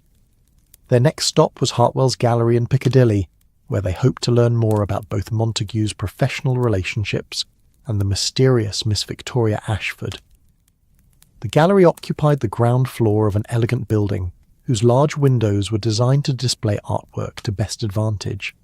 Even from the street they could see several paintings arranged to catch the morning light in ways that emphasised their particular strengths. Sebastian Hartwell proved to be a man of perhaps 50 years, with the carefully cultivated appearance of someone who understood that his own presentation was an important part of his business success. His clothing was expensive but understated, his manner cultured, but with an underlying sharpness that suggested considerable business acumen. He greeted Holmes and Watson with the polite attention of a merchant who recognised potential customers but hadn't yet determined their level of serious interest. "Gentlemen," he said, his voice carrying the refined accent of someone who had worked hard to eliminate any trace of humble origins, "how may I assist you today? Are you perhaps interested in contemporary works? I have several pieces by emerging artists that might appeal to collectors with discriminating taste." Holmes introduced himself and Watson, noting how Hartwell's expression shifted from commercial politeness to genuine interest when he realised he was speaking with the famous detective. "Mr. Hartwell, we're investigating some unusual circumstances involving one of your artists, Mr. Edgar Montague. Understand he has an arrangement to display his work through your establishment?" Hartwell's expression grew cautious, the wariness of a businessman who had learned to be careful about discussing his artist's affairs. "Mr. Montague is indeed one of our featured artists, though I must say his work has been less readily available than usual recently. May I ask what sort of circumstances have brought you to inquire about him?" "Someone has been stealing his paintings," Watson explained. 7 works have disappeared from his private rooms over the past 2 months, taken under circumstances that suggest considerable knowledge of his habits and routines. The gallery owner's surprise appeared genuine, though Holmes noted a flicker of something else in his expression, perhaps concern or possibly calculation. "That's quite disturbing news. Mr. Montague's work has been gaining recognition among serious collectors. The loss of 7 paintings represents a considerable setback for his career, not to mention the financial implications." Holmes moved closer to examine some of the paintings on display, his trained eye taking in details of technique and composition. "Have you had any recent inquiries about Montague's work, collectors expressing particular interest in acquiring his paintings?" Hartwell considered this carefully before responding. "Actually, yes. There was a lady who visited perhaps 6 weeks ago, quite knowledgeable about contemporary techniques, asked very specific questions about Mr. Montague's methods and style. She seemed particularly interested in his treatment of light and shadow." Watson exchanged a meaningful glance with Holmes. "Would this lady have given her name? Can you describe her?"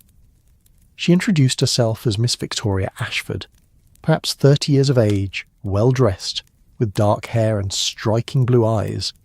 She spoke knowledgeably about art, though there was something about her manner that seemed studied, as if she were working to create a particular impression. Holmes paused in his examination of the paintings. Did she make any purchases, or express interest in acquiring specific works?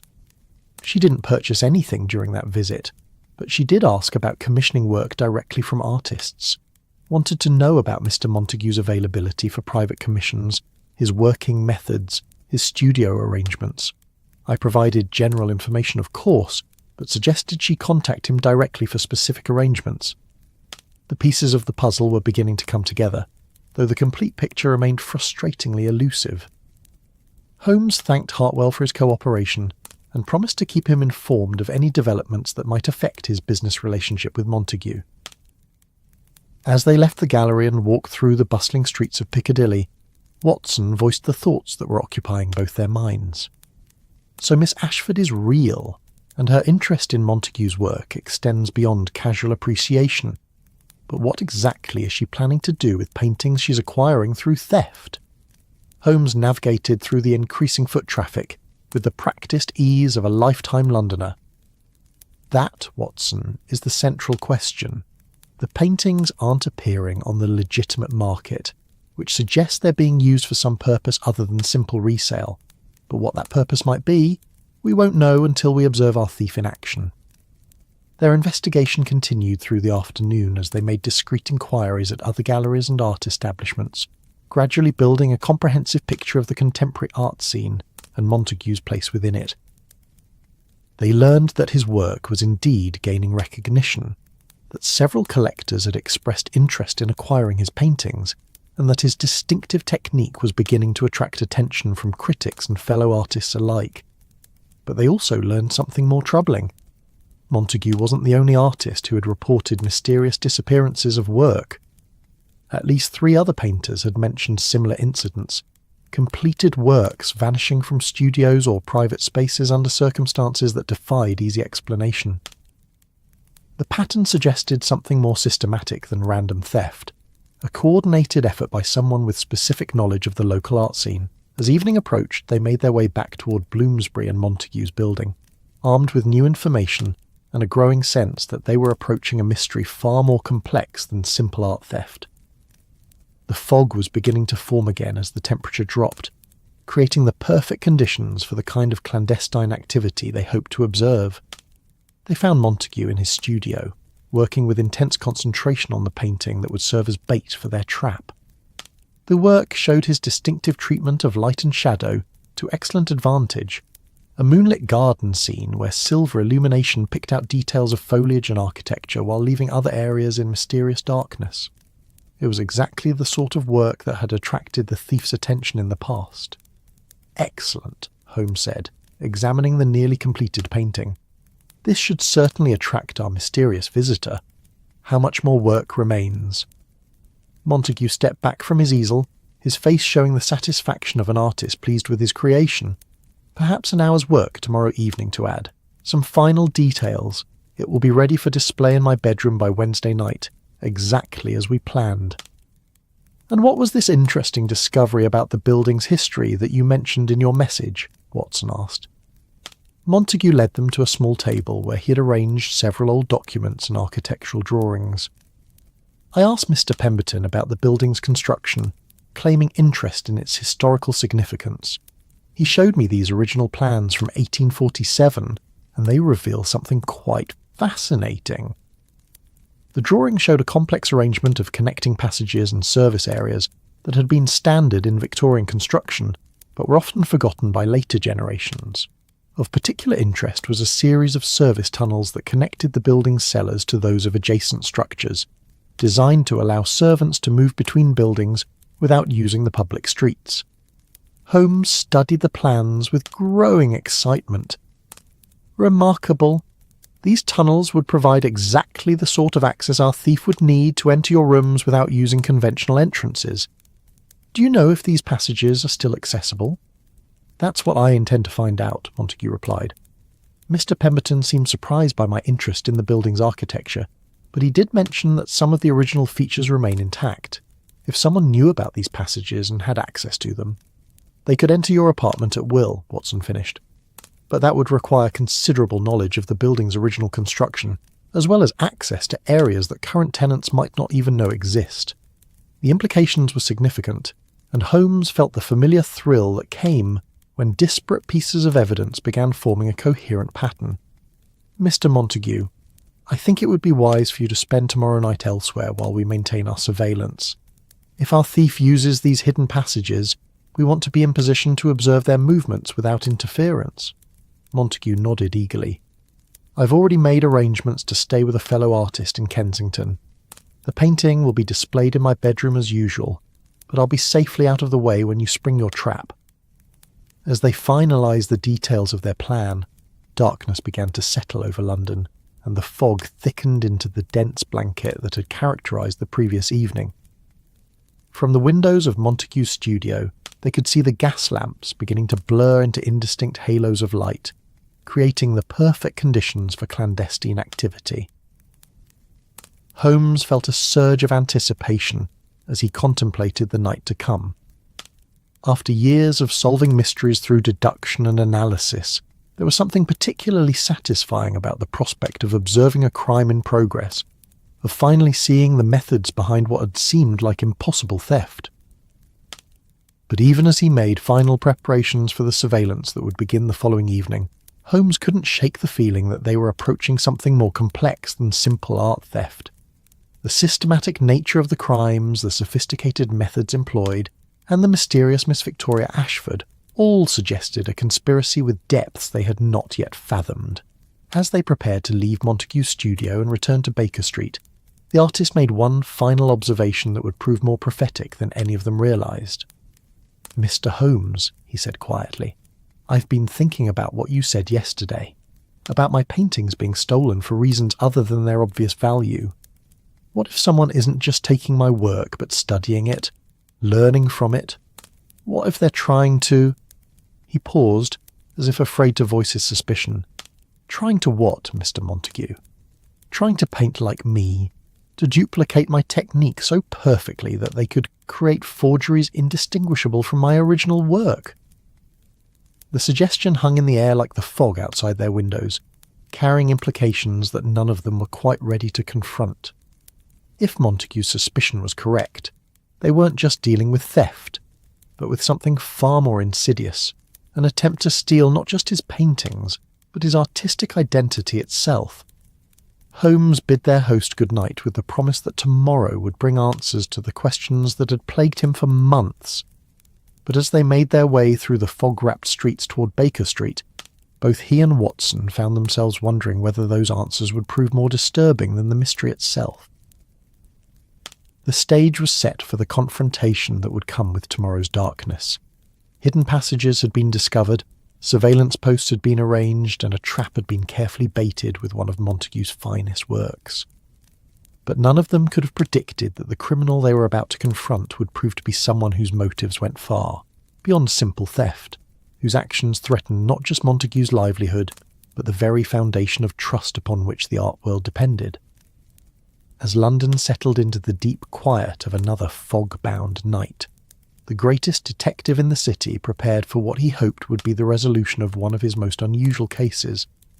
Tomorrow would bring answers, but those answers would raise questions that neither Holmes nor Watson had thought to ask.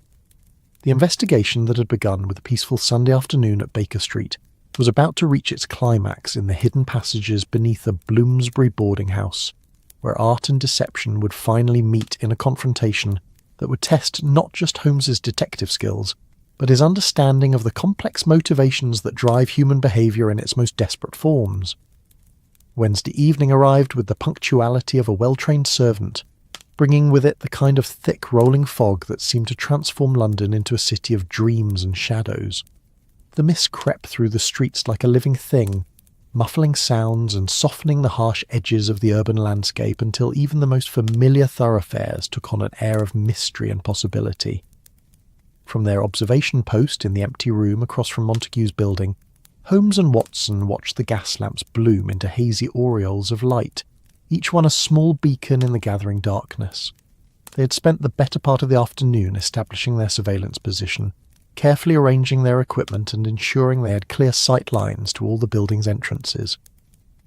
The room they had secured belonged to a recently departed tenant, and its bare windows provided an unobstructed view of Montague's apartment.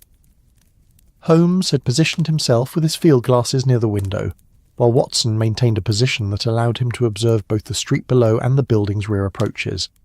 The waiting had a quality all its own, a suspended animation that seemed to stretch each minute into something longer and more significant. London continued its evening routine around them. The clip-clop of horses returning weary workers to their homes, the calls of street vendors offering late suppers to those too tired to cook, the gradual diminishing of foot traffic as respectable citizens sought the warmth and safety of their own hearts. But within their observation post, time seemed to move differently. Each moment waited with anticipation and the possibility of revelation. Holmes maintained his vigil with the patience of a naturalist studying some rare species, his grey eyes fixed on the windows of Montague's apartment, where the artist's latest creation now hung in its position of honour. The painting caught what little light penetrated the fog, its carefully crafted moonlit garden scene seeming to glow with an inner luminescence that made it visible even from their distant vantage point. "The bait is certainly attractive," Watson murmured, adjusting his position to better observe the building's side entrance. "If our thief maintains their previous pattern, they should make their move sometime after midnight when the household has settled into sleep." Holmes nodded without taking his eyes from the target building. Indeed. though I suspect our criminal is more methodical than that. They've managed to execute 7 successful thefts without leaving any conventional evidence, which suggests careful planning and intimate knowledge of the building's routines. They won't act until they're certain of success. The fog continued to thicken as the evening progressed, transforming their view of the street into something resembling a stage set, where actors appeared and disappeared behind curtains of mist. A late omnibus rumbled past, its passengers mere shadows behind rain-streaked windows, while a constable on his rounds moved through the gaslight like a character from some penny dreadful novel. Even the familiar sounds of London seemed muffled and distant, as if the city itself was settling into the kind of deep quiet that encourages secrets and clandestine activities. At precisely 11:30, Holmes observed a subtle change in the building across the street. A light that had been visible in one of the ground-floor windows was extinguished, followed shortly by the dimming of illumination in the first-floor rooms. The Pemberton household was retiring for the evening, following what appeared to be a well-established routine that their mysterious thief had undoubtedly studied and memorized. "The household is settling," Holmes whispered, his voice barely audible even in the quiet of their observation post. "If our theories are correct, our criminal will wait another hour or so to ensure that everyone is deeply asleep before making their move." Watson checked his pocket watch, noting the time with the precision of someone who understood that every detail might prove significant. Montague should be safely away by now. His friend in Kensington confirmed that arrangements had been made for him to spend the night there. The waiting continued, each minute marked by the steady tick of Watson's watch and the occasional distant sound of London settling into its nocturnal rhythm. Holmes remained motionless at his post, his breathing so controlled that he seemed to have entered a state of suspended animation. It was a skill he had developed over years of surveillance work, the ability to become so still and focused that he almost merged with his surroundings. At 10 minutes past midnight, their patience was rewarded. Holmes tensed slightly, his grip tightening on the field glasses as he observed movement in the shadows near the building's rear entrance. At first, it was little more than a suggestion of the motion, a shifting of darkness that might have been dismissed as fog drifted past a streetlight. But Holmes's trained eye detected the purposeful quality that distinguished human movement from natural phenomena. "Watson," he breathed, his voice carrying the quiet intensity of a hunter who has finally spotted his quarry. "Someone is approaching the building from the rear, moving with considerable caution and keeping to the shadows." Watson shifted to a position that allowed him to observe the area Holmes had identified, though the combination of fog and darkness made it difficult to distinguish details. "Can you make out any characteristics? Size, gender, manner of dress?" "Medium height, slight build, moving with the kind of careful precision that suggests intimate familiarity with the route. The clothing appears dark and close-fitting, designed to minimize visibility rather than for fashion or comfort." Holmes paused, adjusting the focus of his glasses. "There's something about the movement pattern that suggests, yes, I believe our thief is female." The figure continued its careful approach to the building, disappearing briefly behind a section of wall before reappearing near what appeared to be a service entrance that wasn't visible from the front street. Holmes watched with growing fascination as the figure produced what looked like a key, confirming his theory that this was someone with legitimate access to the building's less obvious entrances. "She's entering through a service door," Holmes reported quietly, moving with the confidence of someone who has done this many times before. No hesitation, no fumbling with locks or tools. This is definitely someone who belongs in that building, or at least has convinced others that she does. Once the figure had disappeared inside, Holmes and Watson settled in for what they expected to be another period of waiting. But their mysterious thief proved to be more efficient than they had anticipated. Within 20 minutes, they observed the soft glow of a carefully shielded light moving through the building's interior, visible through windows as it progressed upward through the structure. "She's moving through the building with remarkable speed," Watson observed. "Either she knows exactly where she's going, or she's following a route she's used many times before." Holmes tracked the progress of the light as it moved through what he calculated must be the building's interior passages, confirming his theory about the Victorian-era service tunnels that connected different sections of the structure. She's not using the main stairways at all. That light is moving through spaces that don't correspond to the building's obvious internal layout. The light disappeared for several minutes, during which Holmes maintained his intense focus on Montague's apartment windows. When illumination next appeared, it was in the artist's bedroom, where their carefully prepared trap waited in the form of his latest painting. Through the field glasses, Holmes could see the shadowy figure moving with purpose around the room, approaching the painting with the kind of reverent care that suggested genuine appreciation for the work's artistic merit. "She's examining the painting closely," Holmes reported, not simply grabbing it and running, but studying it with considerable attention to detail. This confirms our theory that the thefts are motivated by more than simple acquisition. Watson made careful notes in his notebook, recording the time and nature of each observation. "How long do you estimate before she attempts to remove the painting?" "Based on the pattern of previous thefts, I would expect her to spend considerable time with the work before taking it. She seems to treat each theft as an opportunity for extended study rather than a simple smash-and-grab operation. Indeed, the figure in Montague's bedroom continued her examination of the painting for nearly half an hour, using what appeared to be a small magnifying device to study particular sections of the brushwork. Holmes found himself almost admiring the thoroughness of her approach, even as he prepared to spring the trap that would end her criminal career. But it was what happened next that transformed their understanding of the case entirely. Instead of removing the painting from its position, the figure began to unpack what appeared to be artistic supplies from a bag she had brought with her. Holmes watched in amazement as she set up what could only be described as a portable easel, and began to work on what looked like a blank canvas of exactly the same dimensions as Montague's painting. "Good Lord," Watson whispered, his voice carrying a note of disbelief. "She's not stealing the painting at all. She's copying it, right there in his bedroom, using his own work as a model." Holmes felt the familiar thrill that came when a case revealed depths he hadn't initially suspected.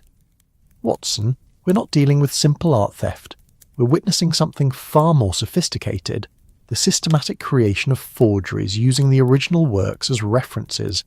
That's why the paintings disappear and never reappear on the market. They're being used as templates for creating copies that can then be sold as originals." The implications were staggering. If their mysterious artist was creating convincing forgeries of Montague's work, she could potentially flood the market with fake paintings, while the real artist struggled with the loss of his original creations. It was theft on multiple levels, not just of property, but of artistic identity and reputation. They watched in fascination as the figure worked with remarkable speed and skill, her brush moving across the canvas with the confidence of someone intimately familiar with Montague's techniques.